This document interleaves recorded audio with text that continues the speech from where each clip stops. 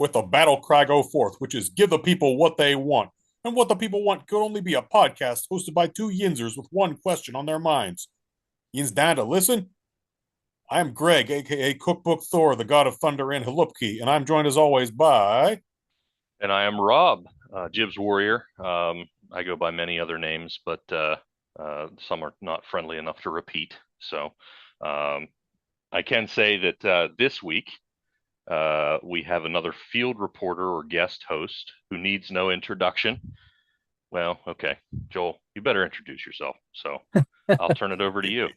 I really need no introduction. But yeah, I am Joel. I run Juggernaut Collectibles, sell comics, into metal, horror movies, all the like.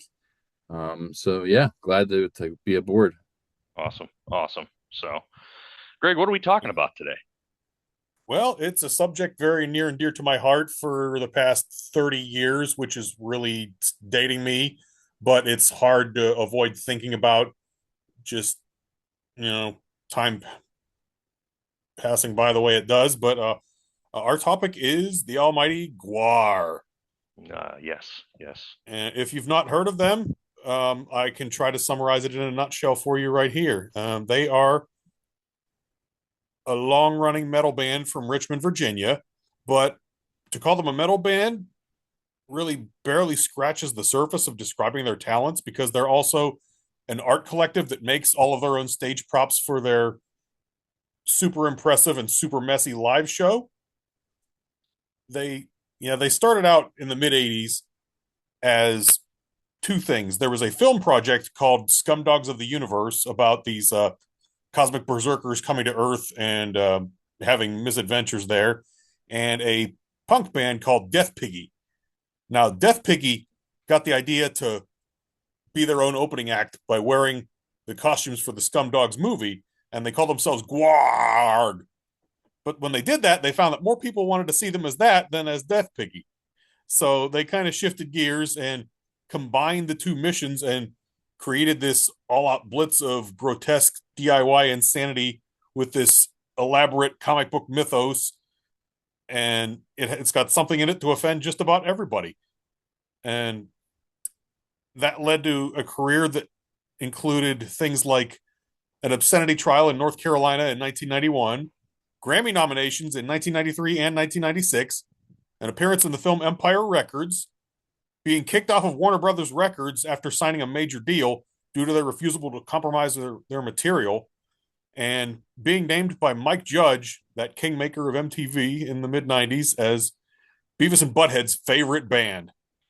Now, that connection led to them showing up in Beavis and Butthead's video games for the Sega Genesis and Super NES. If you're as old as we are, you may remember playing those. And if you're not, well, they're Check it out. worth a retro gaming Those spin. games are challenging, Yeah. Indeed. Yeah. extremely challenging. Yeah. Yeah. And GWAR is sort of the objective of those games. Yeah. And then GWAR's had a number of lineup changes over the years, most notably losing their founder and lead vocalist and driving creative force Dave Brocky, aka Odorous Urungus, to a drug overdose in 2014. But they've continued releasing albums and touring with no signs of slowing down or compromising their vision. And they've got a current lineup headed by Lothar the Berserker, aka Mike Bishop, who was their original bass player. So they kept it in the family to keep things moving. And yeah, if as for that live show, if you don't like getting soaked in fake blood and other bodily fluids, you best step back or just stay home because there's a very good chance of getting sprayed with stuff from the various battles and activities of all sorts that are going on stage, and it does wash off. I can confirm. Uh, You won't be stained for weeks on this after seeing GWAR, but you will come home looking like you've seen GWAR. yeah, yeah, and I think you can both confirm that as well. we're gonna we're gonna talk about that a good bit because I had a bit more of a challenge. So you know, so we're not just, we're not just joining, everyone out there today to talk about GWAR for any, for any just random reason. So we just attended GWAR's most recent tour, which it slips my mind every time, which I think is the tour of Entitlement, which is what's going on right now. Or no, sorry, Age of Entitlement. The Um, agent. Yes, yes. so, it just made its stop through Pittsburgh. Greg and I attended. I tried really hard to get Joel to attend with us, and um, he did not.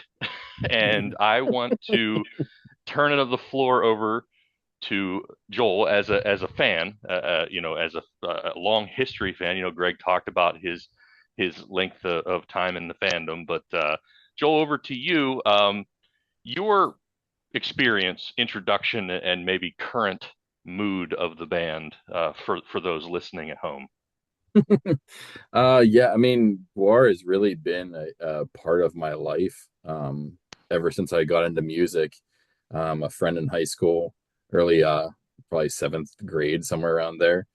Just hanging out with him and his influence, and he loved GWAR, and probably most likely got into it from Beavis and Butthead originally, but just everything that GWAR embodied.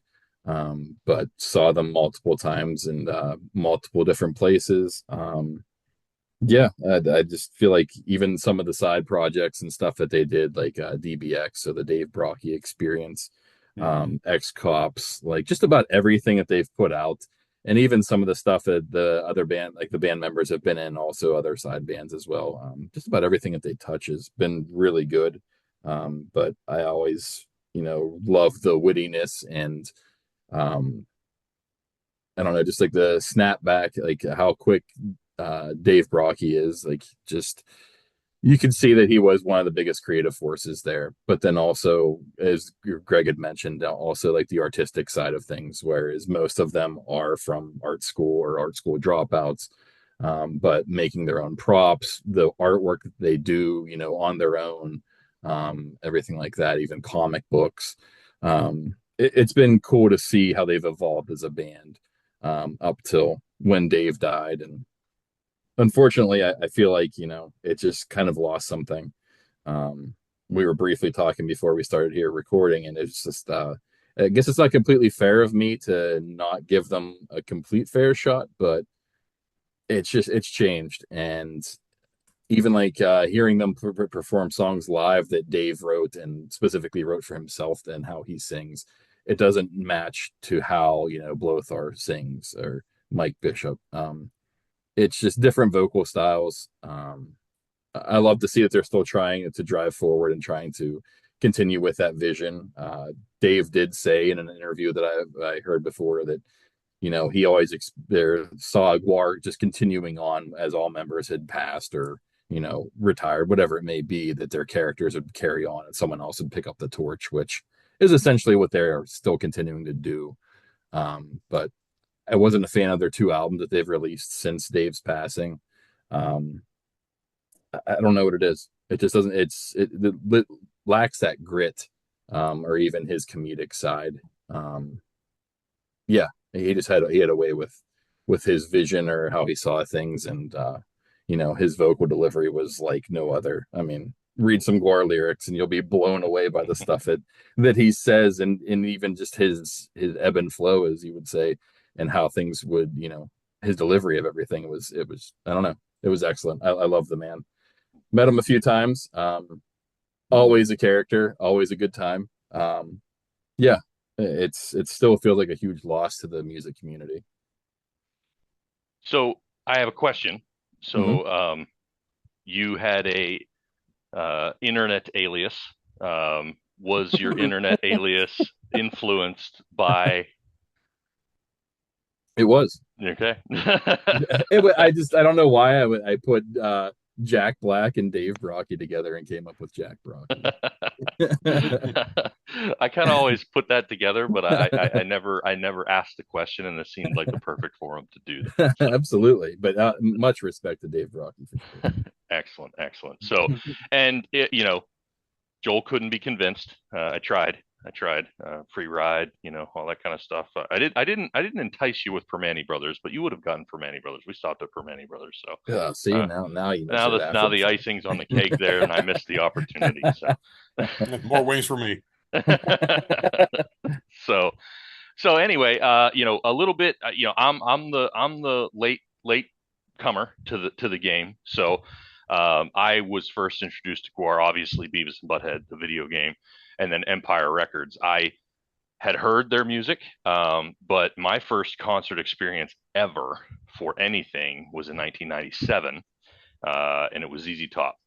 ZZ Top is one of my all-time favorite bands, and Metallica, right there with it. Seen Metallica many times, like we were just discussing before we started recording here. But I never got a chance to see GWAR or really get into it. And I'm not ashamed.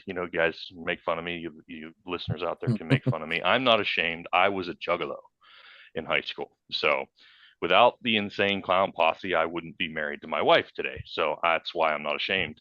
I'm still blown away by this, but anyways. So wrestling and the Insane Clown Posse are the reason that me and my wife are together.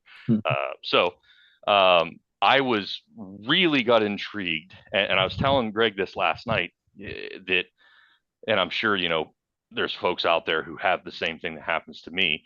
That happened to me, I guess I should say, is, have you ever had a vivid memory through description that you could swear was yours until you really started to think about it and went, maybe I wasn't involved in that? So I had thought that I was at the Halls of Illusions tour for when ICP and GWAR played Metropole in like 1998. I saw lots of video of it from different sites. I remember hearing the commercial. It was obviously around Halloween time. And I was like, oh man, I got to go to that show. I thought I did. I didn't. So it's one of those type of situations. So when I did get my first opportunity to see GWAR, it was a pretty special show. And we'll touch on that, I think, a little later on about their love for the city of Pittsburgh. Was in 2005. And I knew what I was in for, but I didn't know what I was in for at the same time. Like I knew, being someone who had seen ICP so many times and been covered with Fago, I knew what GWAR was about, but it was a little bit late in my, I guess, affinity for the Insane Clown Posse, so I kind of had forgotten. And I went with a buddy of mine, Denny, to a show at Smalls, and the first thing I did when I walked in was buy a long sleeve white Scumdogs of the Universe t-shirt with no intention of that t-shirt getting ruined. Yeah. And I spent the majority of the time ducking and dodging so my brand new t-shirt wouldn't get splattered. So I learned from my mistake last night when we were there at the show, and I bought my merch afterwards. Right. And Yeah. I bought a fresh white shirt, which if you follow us on social media, you can see the pictures of what is the remnants of a fresh white shirt. I thought it was funny because I just went to Walmart before I left to buy a white shirt because I thought I had a plain white shirt that we were going to tie-dye at home, and I didn't have one. And it just said, I'm fine, everything's fine. It was a stick figure who was on fire. So it seemed very, very fitting as a shirt to wear. And then I chose a white hat that I had in the closet from a good friend of mine, and these two gentlemen as well. The name of Alex Colon, a professional wrestler, deathmatch wrestler. He had sent me a white hat a few years ago that just says Blood Fighter, which is his his wrestling moniker gimmick type of branding. Real nice script, but I don't wear white hats. But I thought, hey, if anybody's going to appreciate blood splatter on their gear, it's going to be Alex Colon. So I put it on my head, and I went to pick up Greg, and on the way down, I realized that the underneath of the hat on the brim was autographed by Alex, and none other than Nick Effin Gage as well, one of the premier or most memorable deathmatch guys. And I'm like, I have a few Nick Gage autographs. I'm good. So that was my unique wardrobe choice. But my intention was to, I think Greg and I had even talked about it, get a little bit, maybe a little splatter. Not nothing crazy. Just have some remnants. And that I changed that mode halfway through. But we'll get to that. We'll get to that. So, um, so Greg, with you guys obviously, having a lot more finger on the pulse of the history of the band, and I know a lot of what I know from the great documentary that was released in 2021 called "This Is GWAR" that I think is still available on Shutter. I think Yep. it's still Shutter. I Probably, don't. yeah. Yeah, I don't think I've ever seen like it got a DVD release or anything like that. But Shutter's a great service. Little plug to Shutter because if it's just got a lot of good content. So if you want to Mhm. pick it up for the Halloween season, make sure to watch This Is GWAR. That's our plug for that excellent documentary. Mhm. And so what we're going to talk about is the show. So I'm going to turn it over, Greg, to you to kind of go through. Maybe we'll just do track by track, and we can start into it. But before we do that, I want to start out because what we do here is a little bit story based upon stupid things that happen to us. So I'm going to start out with a funny story about going, like I said, outside of the fact that I picked a hat that was autographed. Um, Greg lives in an area where you have to pull into his driveway and you have to back out. Now the road that you back out on, Greg, we could say it's busy. I think is maybe an understatement. It's Yeah, probably depending on what time of day, it's got several rush hours. yep. So picking Greg up at 5 o'clock, right smack in the middle of one of those. So my vehicle has a backup camera, and it has an annoying alarm when you put it in reverse and traffic is crossing, cross traffic alert. And it does not matter what's going on. If it senses something crossing behind you, it will beep, and it will beep nonstop. So if you have multiple cars, it's going to beep in your ear like crazy for like 20 minutes. But anyway, as I pull into Greg's driveway, and at the same time, I have Spotify going with GWAR playing. So if you've seen Spotify and you've played it in your car or on your headphones or whatever, certain tracks have like moving images. They kind of like rotate through. It's like maybe little clips of videos, but it's not just a picture of the album cover on certain things. So I had it right beside the monitor, just in a pop socket holder. So I pulled into Greg's driveway, and I wasn't really straight. He shares driveway with a neighbor. So I had to like back up. So I immediately put it in reverse, and the backup beeper went off. And when I looked down, I thought that I was looking at the backup camera, but I was looking at my phone screen, and it was Balzac coming out of the screen at me. And I could have swore that this was my backup camera and somebody was just coming a barreling at me. My heart dropped into my feet, and it took me a second, like one of those like type of situations. And it was just me. Like I didn't know what to do. I didn't know whether I was about to be run over or whether I was being attacked by a member of GWAR, because I didn't put two and two together until well after I had slammed on the brakes and caught my breath. And then Greg came out, and I had to explain to him while I was a little bit pale. So it was an interesting situation and a great way to start off of a trip, to be scared to death by one of the members of GWAR before I ever even hit the road to go see them. So on that note, the show was in Pittsburgh, Pennsylvania, Mr. Small's Funhouse, a very familiar venue to the band, and there was a couple of opening acts. But Greg, I'll turn it over to you. Maybe we'll talk about the folks who opened up briefly, just to give them their rub. Ah, yes. Yeah, we there were two openers. There were meant to be three. Unfortunately, one of them, actually the biggest name of the three, had to back out. That was Brujeria.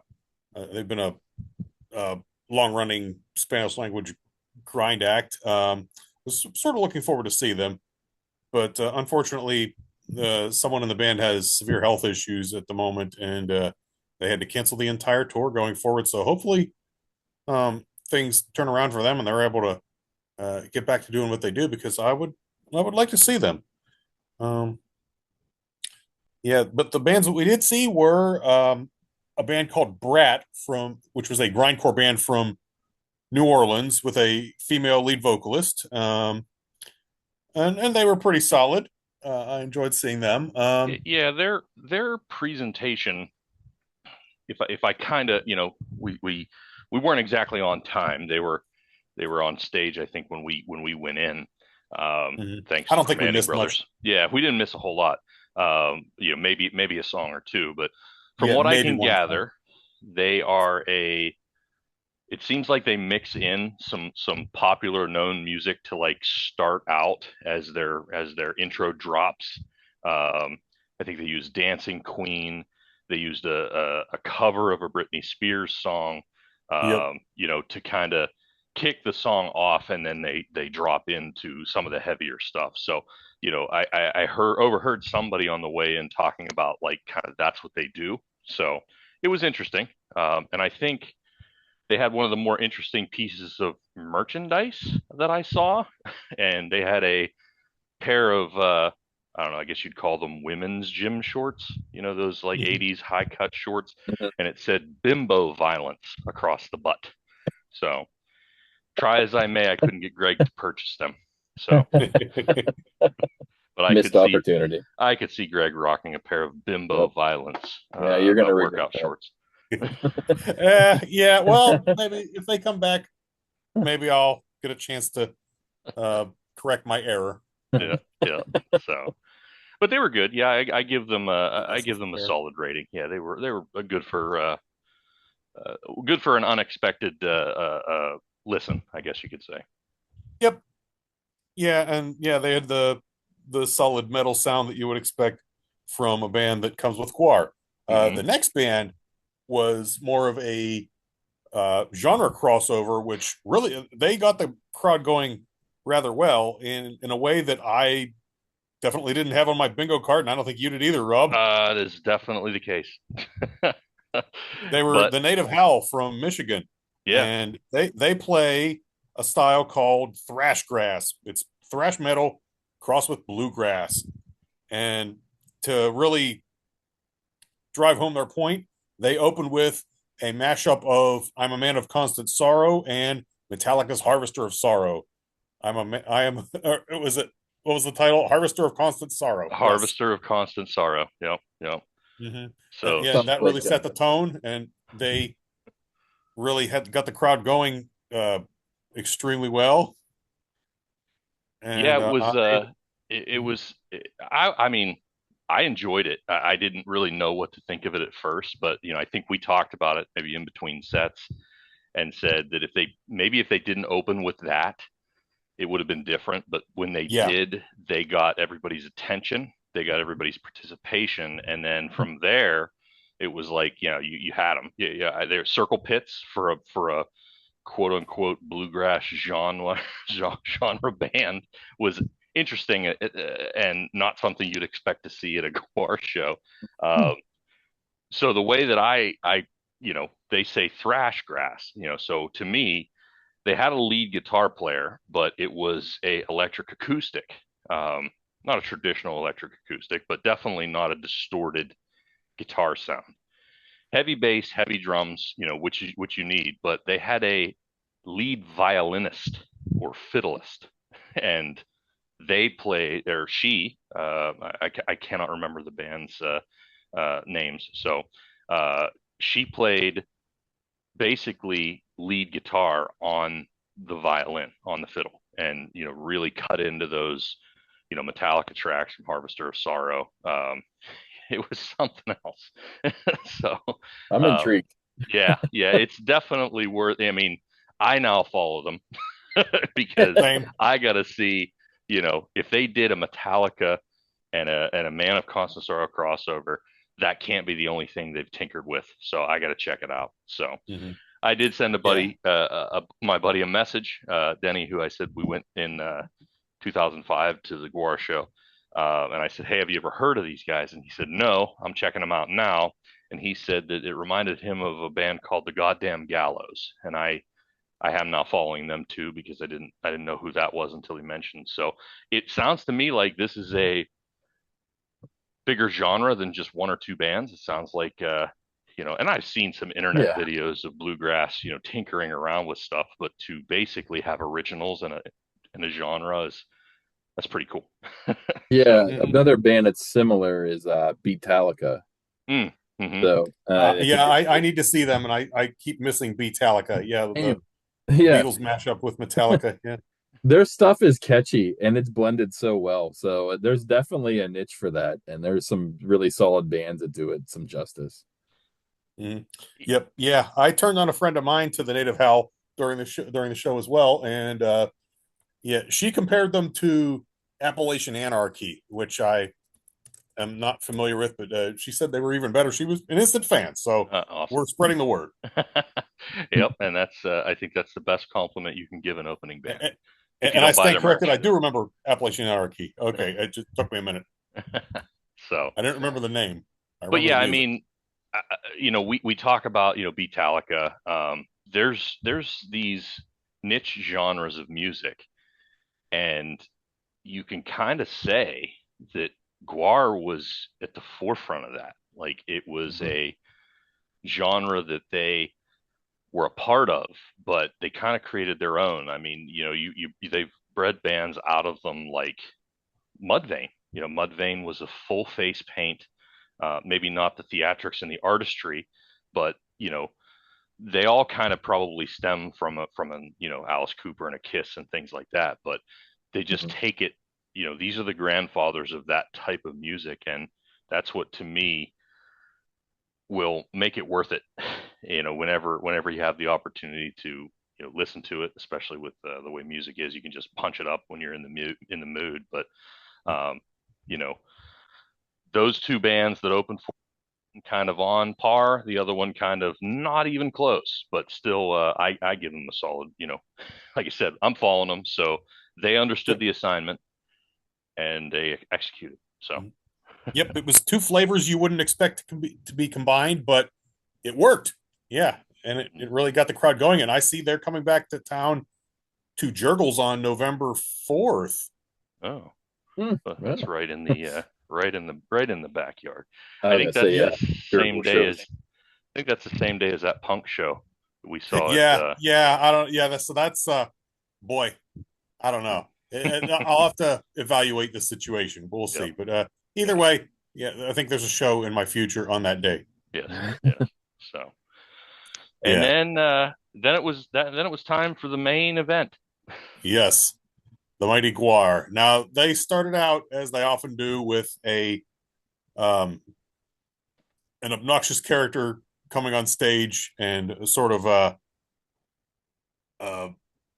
messing with the crowd a little bit, starting the loose storyline of the show. And this time it was an annoying FM radio DJ, which is almost the more I think about it, it's almost sort of a quaint reference. I don't know, do kids nowadays even listen to FM radio? But they had this dorky morning radio DJ character show up, and they beheaded him, and he sprayed blood everywhere, and they played their opening song, Let Us Slay, Hmm which is off the record Lust in Space. And that set the tone for the rest of the night.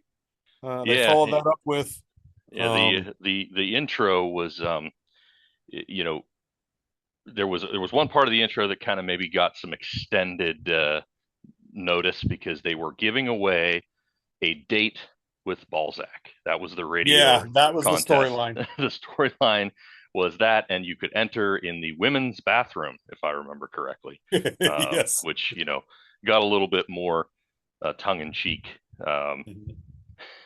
further into the show. So Yeah. Yeah, that was a theme. I have to say, I think Balzac did more bantering with the crowd than Beefcake did, which is surprising because Casey Orr, who plays Beefcake, is usually known for singing a song or two, and he didn't this time. Uh, I think just because he wasn't in the band yet on the record "This Toilet Earth," which was celebrating its 30th anniversary. But I expect him to sing a few songs next year when they go back out on tour, and hopefully Joel is with us. But Yeah, yeah, we will entice with wings and permane sandwiches. mhm. Yeah, I think Yes. Mike Dirks, who's Balzac, I think he's been becoming one of more of the driving forces in the band. So it's nice to hear that he has some stage banter because he's kind of always remained a quiet character.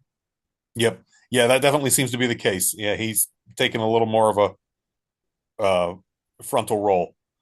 Hmm. Yeah.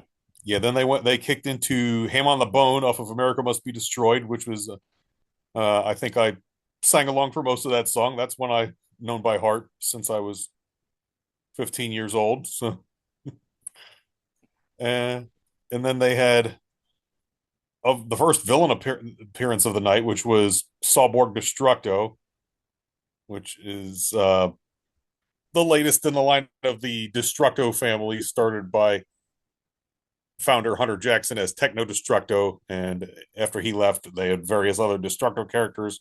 Current incarnation is Sawborg Destructo, and he got to sing his song as the band mutilated him and sprayed blood everywhere.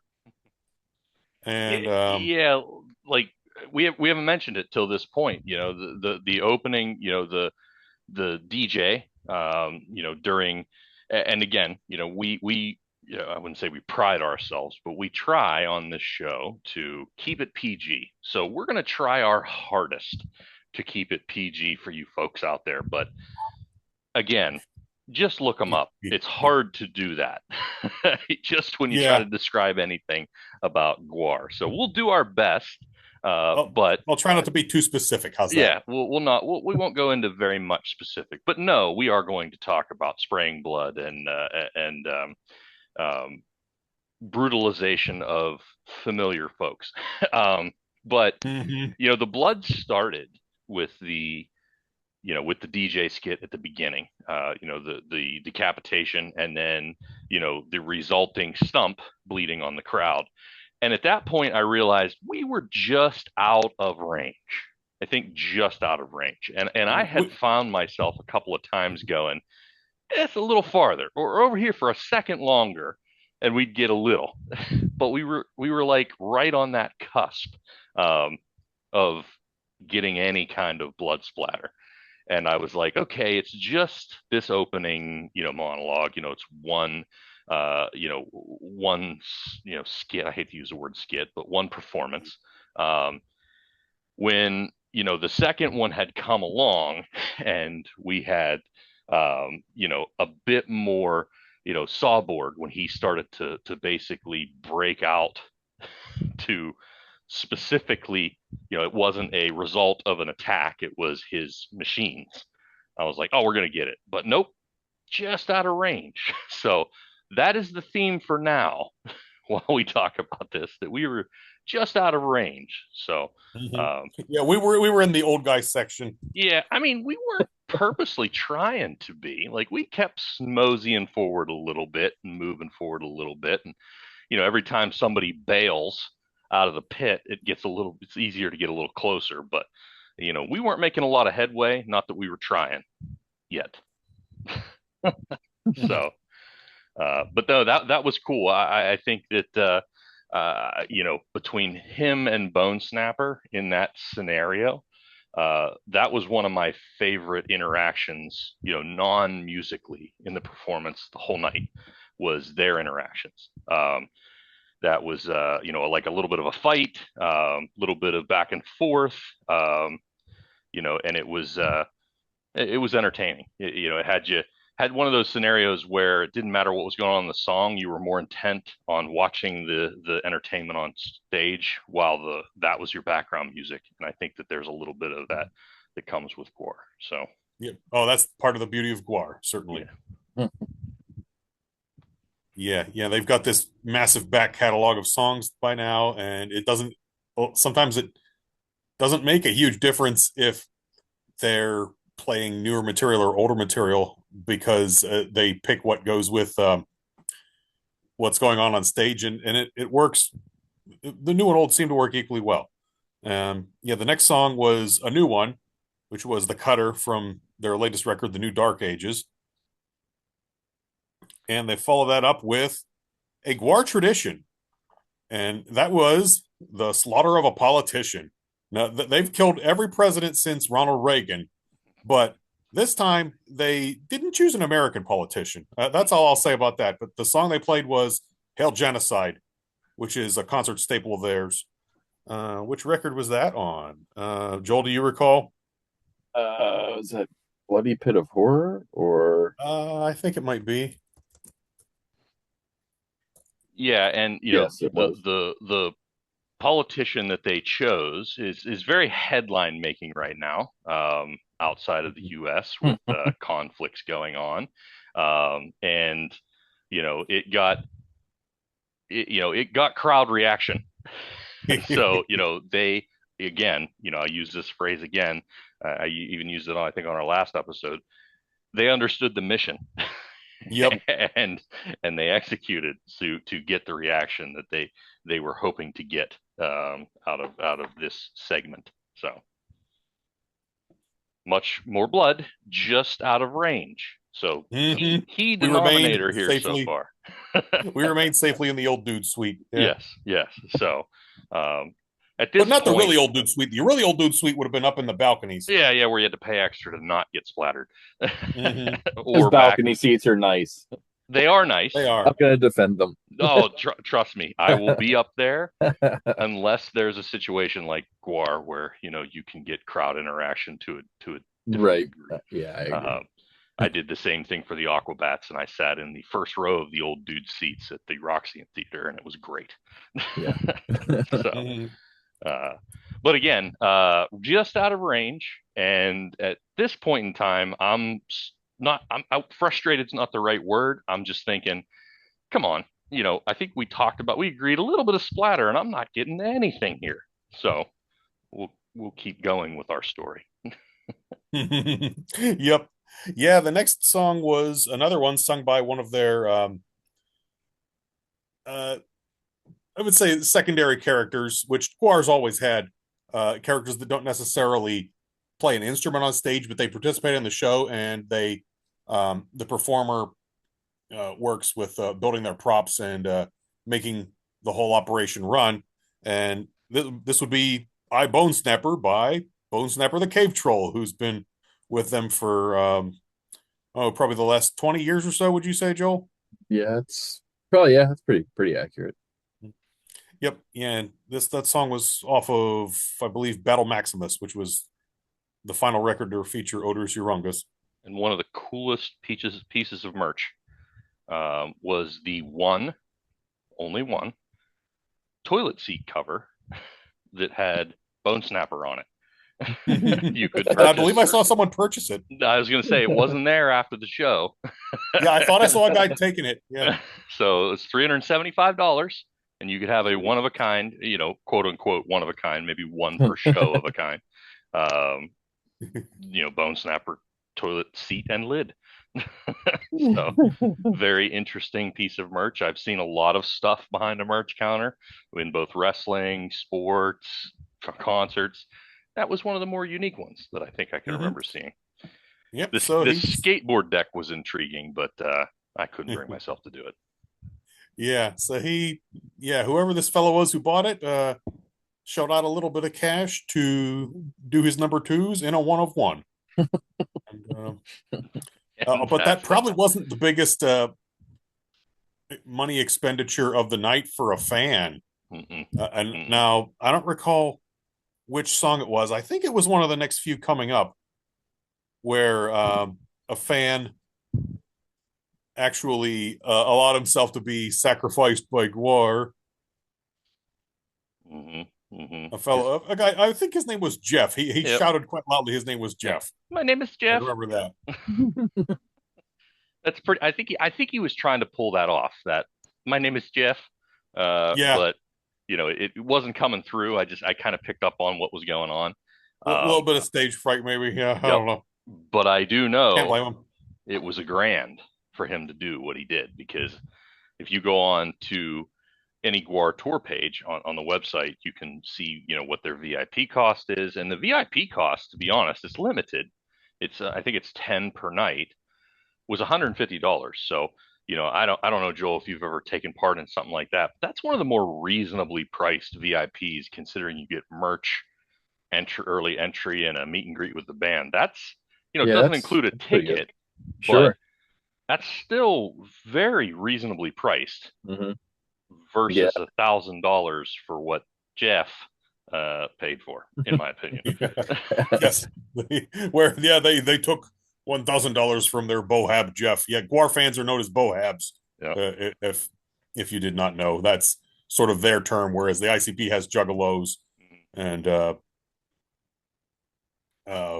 what's another band that has a name for their fans? You got the Kiss Maggots for Army, Deadheads. Yeah, but Yeah. they said that. yeah, I'll think of something after we move on. But yeah, it's yeah, GWAR fans are Swifties. generally known We'll as talk about Bohabs. Swifties later. Oh goodness, yes. um, Yeah, but we're getting close. but Yeah, they one more thing on Jeff. Mhm. Poor Jeff. Like I said, it was not cheap, but it was very short. Like it was, I mean, maybe 60 seconds of stage time. It, Yeah, it was not a lot. Like I felt bad for Jeff and not for being sacrificed on stage. It was for being, well, having his wallet sacrificed, in my opinion, because it yeah. wasn't like he was out there for much more than 60 seconds. So Hmm. sorry, Jeff. Yeah. Now, maybe there was more to that than we got Yeah, to see. Maybe right, he right. did something else, but from what we saw, him as dude named Jeff wearing a Death Piggy T-shirt, which was pretty rad. Um, yeah, it was a fleeting appearance. Honestly, as far as close interaction with the band, you and I ended up having just about as much, which we'll get into later. Yeah, yeah. Poor Jeff. He didn't realize that he only needed to buy a ticket. Hmm. He bought the whole shebang. So Yep. Yeah. Yeah. So they launched into a few songs off the latest record, The New Dark Ages, after this, which was Starving Gods, Blood Libel, and Completely Fucked. Well, that's our one. yep. That's our profanity. We have there's Well, we got one curse more. words in the song title, so it's not really avoidable in this instance. Yep, yep. And I think Yeah, Blood Libel was Jeff's song, if I remember right. I think Blood I Libel think was you're it. right. Yep, So yep, and that's where he had the blood gimmick rigged up to him, and he got the sword dragged across him, and he got to spray blood, and he was dragged off, and I'm sure he was quite happy with that yep. experience and that memory, which More he power should to be you. Yeah, more for that power to you, price. Yep. Jeff. I've wasted a lot Mhm. more on a lot worse. Same. So, Yeah. Uh, yeah. Not all at once, but yeah, overall, same. yeah, Yeah. yeah. Um, Well, I don't know. yeah. Yeah. Okay, yeah, maybe. Uh, yeah. Our next track was another concert staple, which was Immortal Corruptor from the record Violence Has Arrived, which was kind of the record where they reasserted themselves as a thrash band after playing around with being a little more of an eclectic comedic punk band in the late 90s. With Violence Has Arrived, they really uh, started playing hard thrash metal again, and that song is a classic, and it was glad to hear that. They did some dismembering during that song, if I hmm recall right. Yep. Yep. Yeah, and some possible other acts that yeah.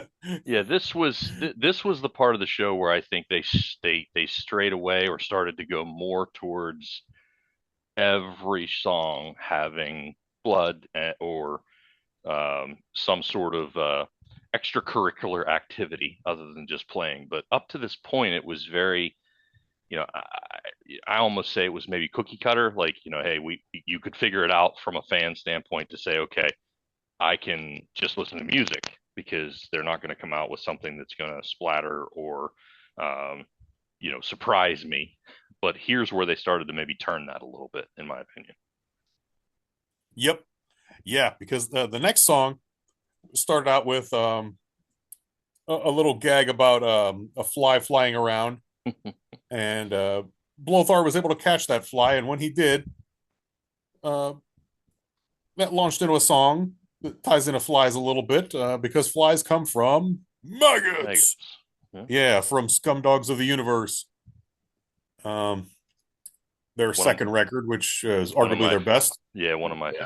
favorite tracks is Mhm. That's a well, staple. record. Yeah, that's a staple. Yeah, that's a And, staple as well. Yep. and the Yeah, blood but and the there was blood a new twist effect. to it. Yeah, Mhm. well, yeah, we have a good one.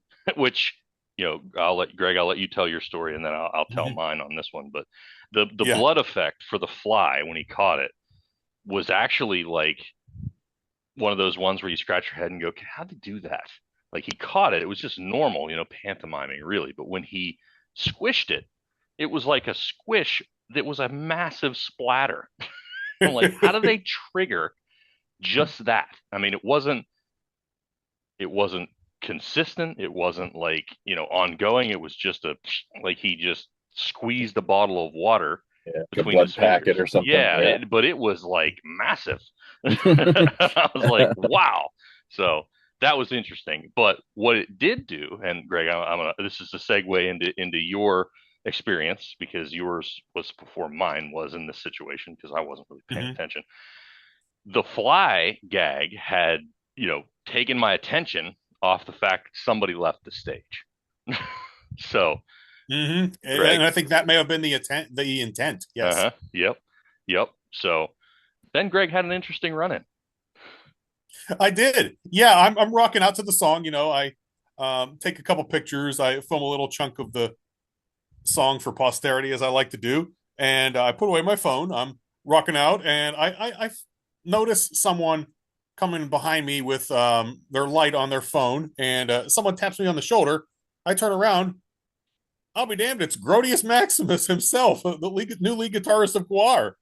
And he was actually making a lap through the crowd on the floor as he played the song, and I was shocked. I said, "Oh, what's up, dude?" Something like that. That was all I could say, and I, jumped back against the wall, and he stands face to face with me for about 5 seconds, playing the riff, and I'm headbanging a little bit, and I'm sure I looked absolutely stunned. Rob, you can probably confirm that because Yeah, it was so quite stunning. so we're not talking a small lap here. Like he exited stage right, our left, at some point, probably during the fly gag, and made, if anybody's familiar with the venue, it is an old church. He made his way all the way down the left hand side of the crowd, stage right, past the bar, out to the back where there's an exit and there's behind the soundboard, and then he walked around that and then came up on our side, which was stage left, and he was there, and uh, Greg noticed him before I did. I didn't notice until I got poked in the back by someone, and I saw it like Greg did, the light, and I'm like, Yep. there was a few other times there were, you know, less than courteous concert goers that had their flash on for video and things like that. I Yep. didn't think anything of it, except it was a bright light. Well, here, said light was, stagehands lighting the way from the walk, and I was being poked in the back by the, head of the guitar. Mm-hmm. Completely, if I'd have backed up too hard, I'd have knocked the thing out of tune. There's no doubt about it.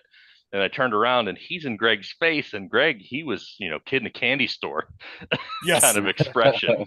And, this is the type of show where you are playing, you're a level of a gambler that I don't even want to comprehend if you have your phone out. And I didn't have Yeah. my phone out, but I tried to get it out.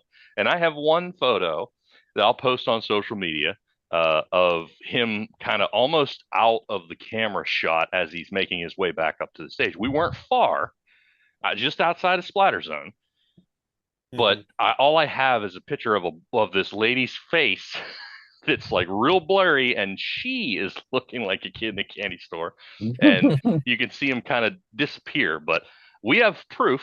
It's just not very, it's one of those like old grainy Sasquatch photos, but it's there. I was there. I saw it. So, I That's saw what I awesome. saw when I saw it. Yep. so we didn't have to pay $1,000. Sorry, not taking shots at Jeff, but I got poked in the back by Rodius's guitar head, and Greg Yeah. had a personal solo Yep. Yeah, I got to meet the new lead guitarist of GWAR up close and personal. Yep. Yeah, That's exactly. That's a heck of a way to introduce yourself to the band, I'll say. I think I was at absolutely. the first show where their previous guitarist, Postulus Maximus, had joined the band, and yeah, he didn't do that. But yeah, so that was a cool way to cool new twist on the old GWAR show. And that led us to another tradition at GWAR, which is dismembering of celebrities. And the victim this time was Taylor Swift. A And pregnant Taylor Swift. a pregnant Taylor Swift, pregnant by one of the two guitarists of the band. We didn't know that at first. Well, it was implied because there was up to this point we really didn't forget to mention it. It's again one of those things where we try to PG it, but um, you know, Grodius, he Yeah. he fornicated with many people in the Yes, non-traditional way. he In a was quite non-traditional proud of that. way. So you were led to believe that it was his child, Travis Kelsey, jersey and all. There was old Tay Tay. So Yep. And the song they played was one of my happiest surprises of the night as well. It's actually one of my favorite GWAR songs, which is "Slap You Around," which has like a '70s hard rock song. It sounds like something that Kiss or the old Alice Cooper band would have come up with, mhm. but it has horribly offensive lyrics about spousal abuse from the perspective of the abuser. Right. It's yeah, some This is dark humor as GWAR is wont to do. Yeah. Yeah, yeah, this is the first song that they played then off of This Toilet Earth. Yep. yep, yep, And it would not be the last yep. because next up was one I did not expect, which was Sunder Commando, also off of This Toilet Earth. Mhm. And the big reveal through the whole Taylor Swift thing was the baby had Balzac's face. Yes, yeah. So that mystery was solved. Yeah, Yeah, yeah. So very, very, and again, this was a very, very bloody affair in this one. You can always tell when it's got like I don't know, whether you'd call it a backdrop. It's not just a character in a costume. It's a backdrop, like they have to wheel it out, and then the person is in like the apparatus that you're going to mm-hmm. get a lot. So Yep. you knew it was coming. Um, but again, this time I got hit. I got a dime-sized splatter of blood on my left shoulder. So again, frustration setting in. Yeah, So yeah. A dime-sized splatter just will not suffice at a no, GWAR show. no. And nothing on the hat, which at that point in time had become a focal point for me to be like, I got to see how bloody I can get this Yes, thing. yes, yeah. We can't be having a pristine death match hat. So, Yeah. So no. so as the night continued, yeah. After Sunder Commando, they went into another staple and cracking the egg off of America Must Be Destroyed, which is always glad to hear them play that. And then they started taunting Lothar a bit, and he started complaining about about the internet not accepting him in Mm. GWAR, and he had a little bit of a temper tantrum. He stormed off stage. He came back looking a little bit different. Berserker. He entered his own berserker mode where he came back as it was a new character in a suit, but it's a gigantic version of himself, and they Yep, played the new song Berserker Mode yep, yep. as they had to do battle with him and get him calmed down back to his normal self, Which which they is did. which is one of the tracks that I enjoy from some of the new stuff. I kind of like that one. I think it, Mhm. Yeah, I, it's a standout it off of the fits it last fits record. him as a front man. I think, in my opinion, I think that one's a good one, and I think they emphasize it with the stage show that they put on for it. So kind of fits. But it was funny. I got a kick out of the fact that nobody loved him, and the rest of the band had to convince us to, well, no, I guess that's later on. We had to convince him to come back a little later on because after his temper tantrum was over, he disappeared. So, Hmm. Yeah, and he had to be wished back just like Tinkerbell, by the audience chanting things that they probably would not have chanted otherwise. yeah, yeah, yeah. It was a very specific request of Yes, how we love him. yes. So, and he did mention Tinkerbell. Yep, So, yep. Once he was convinced, he came back. so Yeah. it was brought back by our love, very Yep. specific type of love. So, I can't even fathom. so, um, so that was it. I mean, in the traditional concert sense, that was all there was, folks. There's once the band leaves the first time, they don't come back. You might as well go get your merch and leave. But the old concert staple of the encore. If you're not familiar, you've been living under a rock. Don't leave when they Mhm. leave the stage the first time. And don't pull this crap these other bands are doing now where they don't do it. We've come to expect it. We've come to know we need to chant the band's name to get some more songs. Everybody plays the game, and we don't mind the game. Hmm. Don't Yeah, stay I mean, out there. it's like a win-win situation. The crowd gets more songs, and the band gets more adulation from the crowd. They get to hear their names Oh, chanted and absolutely. Yeah. screamed, and they get to feel the crowd wanting more and more, and they deliver it to them. And yeah, it's a complete um, win-win situation for it's a everyone involved. it's a must So have. And if you're a yeah, band that doesn't do it and you just play through and you say cool things like we don't do encores and it doesn't make any sense. It does make sense. It builds the crowd to a yeah, crescendo and it releases that final, we'll use a wrestling term, that final crowd pop when you yep, return to the stage. I don't care if you're GWAR, I don't care if you're ZZ Top. Everybody still does it. They know there's a reason to do it. Don't trash it. It's you just look like a fool. mm, Just enjoy it. yeah, yeah. You're a rock star. You got a huge ego. Act like it. Come Yep. on. So Yeah. So that led to the encore starting out with probably their signature song, "Sick of You." mhm, mhm. That's another one I sang along with. Um, Yep, and yep. that's one. It's on my short list for the upcoming cosplay karaoke event. So we'll see if that happens. Uh-oh. Um, Preview, folks. mhm.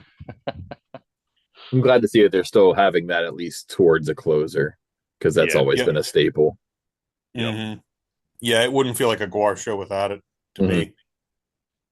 Yep. Yeah, but then they had a bit of a swerve after that. They did another what I consider was the deepest cut of the night from This Toilet Earth. They played Pepperoni.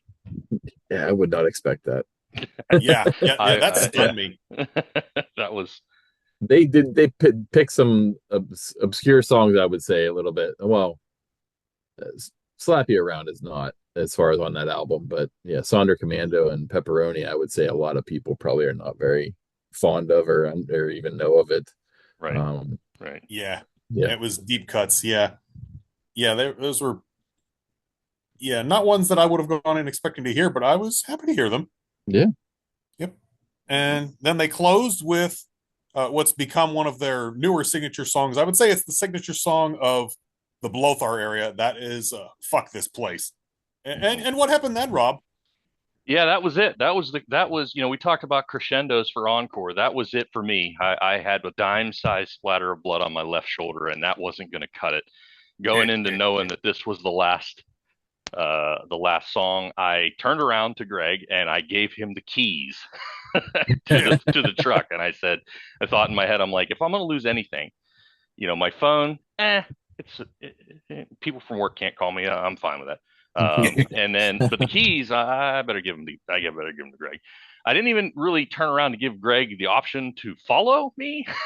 I just gave him the keys and I said, I'll be back. And I just made a V line right for the front and right into the pit.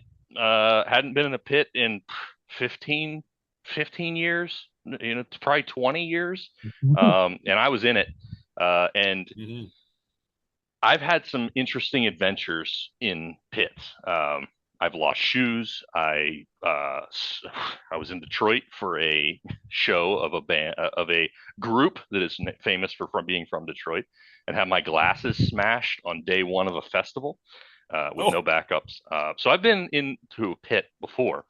This wasn't a violent pit. I don't think that that's what you expect from a GWAR show. It's more about being up there, jostling around. You don't have the arm flailers, the leg kickers that you see in some of these pits. Because if you mhm. did, there is so no traction in that Mhm. in that pit. I mean, if you guys have ever watched Fear and Loathing in Las Vegas, when he sits at the bar and the floor starts to move and he says, "Somebody get me some golf shoes. I don't know how anybody can walk in this stuff." That's what I felt like. So jumping up and down, getting up in there, it was instantaneous. I was red from top of my head to shoes. There was no doubt about it. There was no dime size drop on this guy. So Mhm. full effect. I stayed up in the pit the entire time. And as always, I don't know what it is, but when I go somewhere, I always have to do work. So I get up into the pit, and the first thing the freaking guy does when I get all the way up to the front is tap me on the shoulder and point, "I want to go up." So we spent, a good 25 seconds trying to get this guy up into the air just to get him out of my way. So I had to deal with that too. And it was kind of funny because, I was getting a good splattering, but when he went up, he acted like the backboard of a basketball hoop, and everything that hit him just rained down. Oh, Or just like one of those waterfalls that's just a flat sheet, um, that was just coming right down. And he didn't stay up very long, but that assisted in the marinating of me during that track.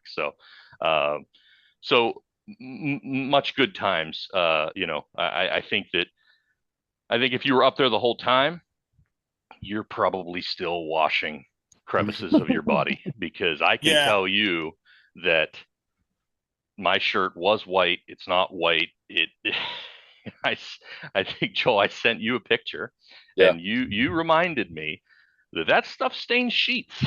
Yeah. Yeah. So I had some, I brought a change of clothes, threw everything in the bed of the truck, put on a shirt, went, it was fine. My hands were red. Underneath my fingernails are still red. We're talking 24 hours later. But I, took a good shower, tried to get as much of it off. It looked like somebody was being murdered in the shower. Mhm. Um, but I got the experience that I was going for. Well, I won't say that. I think we were going for light splatter. This was full blown drenching. So bit more than I chewed off a bit more, but I swallowed it. I'm good. Yeah. Yeah, yeah. I myself took about two paces forward, and I could see where you were bobbing around in the pit and having a good old time getting drenched. And I took a few direct hits to the head and torso, and I was good. I mean, I came out looking. I always like to take a selfie of myself after a GWAR show, looking like Bruce Campbell in Evil Dead 2, and that's sort of my GWAR tradition. And I accomplished that, and I looked, yeah, rather splattery when I got home, but a good scrubbing got rid of all of it. So yeah, it does come off. So if you're worried about getting your skin stained, well, don't worry, Mhm. it'll come off. Soap There and water, are kid. there's still parts, like the outer edges of my armpits have like a tinge. And Mm-hmm. today my wife said it looks like sunburn or a bruise. It looks painful. I'm like, it's just dye. She's like, I know, but if you didn't know that, it would look extremely painful. It would look like what Cody Rhodes's torn pectoral muscle. It's like just Yeah. completely red, vibrant red slash pink. Because I think, they had a couple of apparatuses that were spraying green, and I got a little bit of that too that you can kind of see on the remnants of the shirt. And if you haven't, uh, go ahead and look on social media on Instagram. Posted a picture of the tour shirt, which is bright white, which we you know partook with afterwards on the way out, and then beside it is the shirt that was once white, so you can kind of see the contrast. If you're unfamiliar or you think we're exaggerating, just have a look at that. Yeah, I sent you those pictures of some of the shirts that I've hung on to, Rob. Hmm. But we saw them in State College as well, and we were concerned when we were leaving the hotel the next morning that we were going to get hit with extra charges because all the sheets in the hotel, they just looked like a mild massacre. I wouldn't say because it wasn't like dark red, but it was definitely like a Still, pinkish uh, everywhere. oh, they had to be thrown away. Never heard They. from the hotel. I'm surprised, Hey, but yeah, I thought for sure. I don't know what that says. It probably doesn't speak well for the hotel because they were probably like, oh, it was somebody again. Right. So what happens in that hotel? But yeah, yeah. So that was the show. Song by song. Mr. Small's Theater. We just call it Smalls most of the time. It's where you go in Pittsburgh to see that type of show, I guess you could say. I think there's some more venues. You'd never see that show at the Roxy in theater, which is way too nice. Mm-hmm. They would never let it happen. Um, Yeah. they do their best. The balconies and the one wall and a little bit of the stage area are covered with tarps, but as people were filing out, you could see puddles, like just puddles of blood. And again, we're talking about this. It's not blood, folks. It's not really blood. They're not out back, slaying dinner and spraying that on the crowd. So Mhm. don't boot us from anything Yeah. When you here said with you it. went up front and got soaked, I was going to say, after seeing GWAR many times, I understand that they don't travel with the liquid, so they fill up at a venue. So whatever is remaining, they dump out, usually Hmm. towards the end of the show. So one time at Smalls, and I don't know if it was live from Mount Fuji when that was recorded there or whenever, one of the various times I saw them there. But the GWAR was literally off the stage and some of the stagehands or the slaves were still just spraying people in the Yeah, crowd. that was that show. That was It was 05. ridiculous. Yeah, they were cleaning up with squeegees. Like there was Yep. huge puddles everywhere. Like it Yep. was. There's tons of prep that goes into that. It's insane. And when we pulled up to the venue, for those of you who are familiar, I'll describe it for those who are not. One of the, it's on a corner. So the one cross street, you always see a tour bus and a trailer sitting there. And then the other street is a pretty steep hill going up along the venue. Usually that's where the line lines up for any event that you come to where you have to wait in lines and it goes up the hill. There was a full size tractor trailer on that side of the venue backed up the hill, which kudos to the driver to get that vehicle up there because I would have think it would have went the other way around. But they need, we're not talking. You think of a show in a venue this small, you usually see trailer, bus. That's it.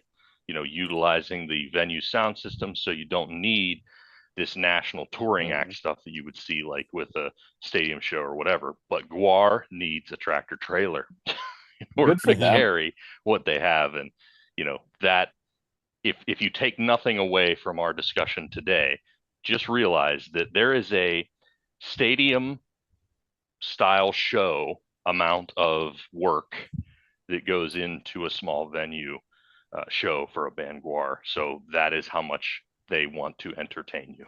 So, And that's Mhm. that's awesome to hear because I mean they originally were doing that, you know, low budgets. They had a school bus that mhm. they basically had for all their props and everything for many years. So good Yep. to see them finally getting, Yeah, able to have nice touring features of, having a larger truck haul everything for them. And hopefully they have a nice tour bus now because they've been through it all. I can't Mhm. imagine pulling over a school bus as like a Yeah. DOT bus, a DOT police officer saying, "What?" All this stuff. What do Yeah. you what do you got They all had like makeshift bunks on there. here?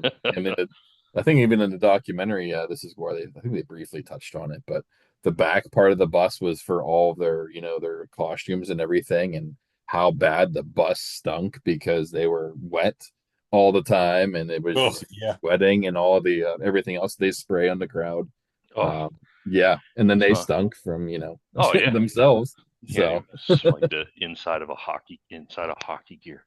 yeah, It was just Yeah. ridiculous. So, but yeah. So I mean, I know we went through, we broke it down kind of song by song. So now I think it's the time where we kind of give some final thoughts and impressions of the show. And Joel, from your standpoint, I mean, I know you're just listening to a couple schmoes talk about it since you blew us off and you missed out on Many Brothers, but in my um, defense, it was fairly last minute. But it anyway, was. It was. I think our decision to go was pretty last minute too. Yeah. Yeah, it was. It was last minute overall. So, but um, I've only seen them twice. Obviously, the first time, and we'll talk. I think it's worth saying that. I think Greg, you kind of even have it in the notes. GWAR has an affinity for Pittsburgh. Um, Yep. it's a stop quite regularly, and one of the albums, that was recorded live at Mount Fuji, um, breaking the fourth wall. It wasn't really recorded at Mount Fuji. It was recorded at Mr. Small's in 2005. Um, Hmm. that was my first GWAR show. Sounds like I think Greg, you said you might have missed that one, right? Is that I one you did. went to? Okay, but I Joel, sadly did. you were there for that one, right? yeah. Yeah. So if you want the experience, um, you can check that out because it's similar. Maybe minus the fact that you're not there getting splattered. I think musically it's probably a little better. That's my opinion too. I Mhm. mean, it's not. It's not GWAR as GWAR was built to be. It's a different time now. I was still entertained. I still enjoyed the crap out of the show. I'll go back. I'll see them when they come through again. But obviously that show, the first show I went to in '05 was, as would be hard to top ever. But this one, a rating scale 1 to 10. I think it was a solid 7. Even 7.5 for sure. So with the bar being set, obviously, by that show in '05. So, Greg, a rating from your side, with a few more shows under your belt than I. Yeah. Well, this was my fourth time seeing GWAR. I'd say this is probably the second best after the first, which was the only time. The first time I saw them was the only time I got to see them with Otis Urungus on vocals. And it did a good job of paying tribute to the past and moving the band forward at the same time. And they come through every fall like clockwork to Mr. Smalls, pretty much. So yeah, I was definitely glad I went. Good deal. Yeah, I'd rate it probably solid 8 out of 10. Excellent, excellent. So, Joel, since you didn't go, but you've had many a GWAR show under your belt, what was your favorite one? And was there something that set it apart from maybe the others? Oh, that's tough. On the Tough spot. question. Yeah. I was going to talk about this earlier. But the first time I saw GWAR in Pittsburgh, it was at the Riverplex at Oh, Sandcastle. ooh. So Oh wow. wrap your head around that. And I think that was 96, 97, something like that. So that was cool just for being my first time ever. And we met most of the band right after they were done playing. It was all under like a giant circus tent. So it was pretty cool. Definitely one of the most memorable times. What time of year do you remember what time of year that was? School was still in, so if I had to guess, I'm gonna say it was either early September or maybe even like an April, May type of deal. Okay. Because I'm I remember that venue, and I never went, when it wasn't at least reasonably temperatured, but I remember thinking to myself, if there was a summer show there, it would mhm, be insanely brutal, yeah, just to be in that venue. But I didn't see. I think I might only saw one show there. I can't that's the remember only what one it I was. saw. Yeah. So that was memorable, and then we saw them at State College. And long story short, we were all underage. A buddy of mine got served at the bar. It was just a fun experience, we were probably 18, maybe. So just being away was cool. Just a Hmm. new venue, new everything. Actually saw GWAR out of costume when we were all waiting in line to get into the venue, walking down the street. I yelled, "Hey, Dave." He just waved and then put his finger over his mouth and like the shh sign, and they just kept walking in. So that was cool at the beginning. My buddy who ended up getting drunk when we were leaving, one of the opening bands, the Electric Hellfire Club, the lead singer from that band was also drunk walking down the sidewalk as we were sitting at the red light, listening to that same band because we had just saw them open for GWAR. But anyways, we were talking to them. Long story short, we then the light turned, so I had to know which way I was going. My buddy tells me right, which shouldn't have listened to a drunk anyway. So I went down a wrong one-way street the wrong way. As I did so, I think it was Casey or at the time was walking out of costume towards their bus, and we were yelling out the window and honking the horn and everything to then realize that there was oncoming traffic coming at us one way. So we swerved off the street. Got a ticket out of that one. A Uh, cop sitting at a restaurant nearby got us actually a pedal cop on a bicycle. uh, Uh, he so pedaled you down, man. yeah, well, he called him back up and then he Uh, finally caught up to me. But yeah, he gave me Oh, it. But all in all, that was a great show. Just GWAR was fantastic. Seeing them play on such in a small venue at the Crowbar, and they even brought out Gore and barely got like I think it was just like his head poked out the side of the stage because it was just so small. oh, But it was a cool venue and just like everyone was jam packed in there. It was a cool show. awesome, awesome. Well, if you are in Western Pennsylvania, Eastern Ohio, you have another opportunity. They are playing, I believe it's November 1st at the Agora in Cleveland. And last I checked, those $150 VIP meet and greets are still available. So we're doing our service to GWAR for letting us talk about them by plugging the next show that folks within our residing area can go to. And I think there's a couple of other items, Greg, that you might have jotted down that we should recommend. I think we talked about the documentary, but I don't think we can pimp that enough, to be honest. So, Mhm.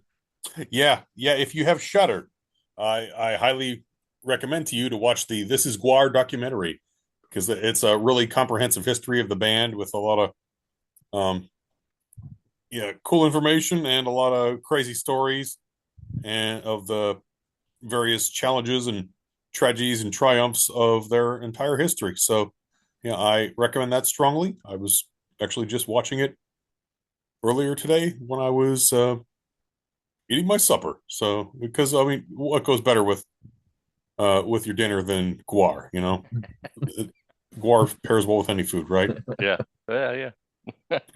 Yeah, and another GWAR side project I thought I would mention, if you like strange cinema, I would recommend Sleazy Pictures After Dark, which streams on the OSI 74 channel, which is available for Roku and various other streaming devices. It's run by my buddy Mr. Lobo of Cinema Insomnia, but it is Sleazy P. Martini as a horror movie host, where That's he right. primarily watches exploitation films and various strange stuff from across the globe and adds his commentary on it, and it's quite entertaining. I I hope to see more of that because he's quite good at it and it adds a lot of entertainment to these bizarre films that I don't know where he finds, but I'm glad to I see them.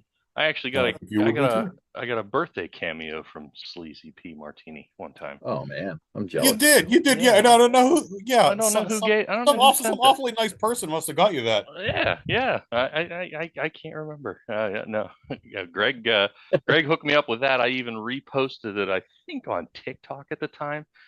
It had thousands of views on TikTok from people who actually thought it was me.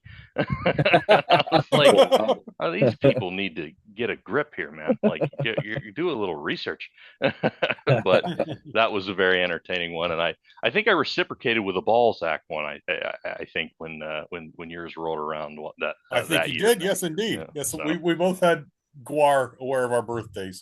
I need to get into this then. This in the mix of things here. I think I'm missing out. Yeah, yeah. So, all right. I mean, so that's it. For GWAR, we can't recommend checking them out enough. But again, if you are under the age of 15, check and get your parents' permission. Is that what they used to always say? Yeah. We don't want to be Kids, ask your parents' responsible. permission before seeing GWAR. Yes.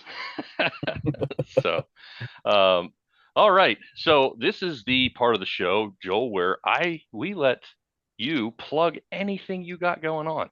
So, are you selling foot pictures? I mean, I don't know. OnlyFans, yes. Only as you Pictures. got the OnlyFans going on. So, so where can folks partake in the activities of Joel? I sell comic books mainly on Facebook, different comic book Facebook groups.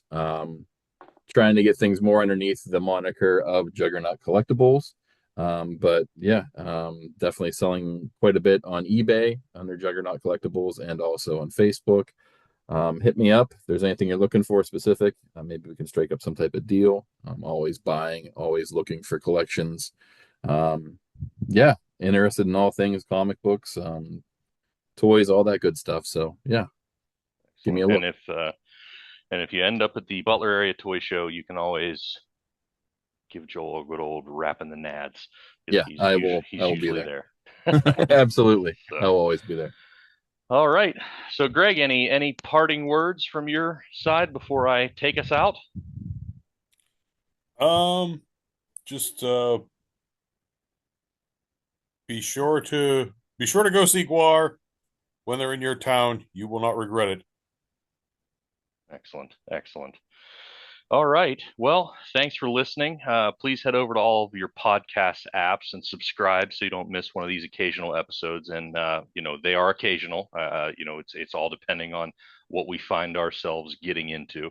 If that sort of stuff is up your alley, you can follow us on Facebook, Instagram, YouTube, TikTok, to find out when we decide to sit down and talk about something we did, saw, said, heard, that type of thing. But you can also follow our other entities, KRG Collectibles and Entertainment on Instagram and Facebook, Butler Area Toy Show on Instagram and Facebook, Cookbook Thor Cosplay on Instagram, DM Goofball on Instagram, Rue Waddell Wild Thing on Instagram and Facebook. And if you have any interest in being part of the show, a guest, or maybe even submitting a question, you can always email us at yinsdown@gmail.com. So without further ado, and with the permission of the almighty GWAR, we bid you adieu. Good night, everybody. See you next time.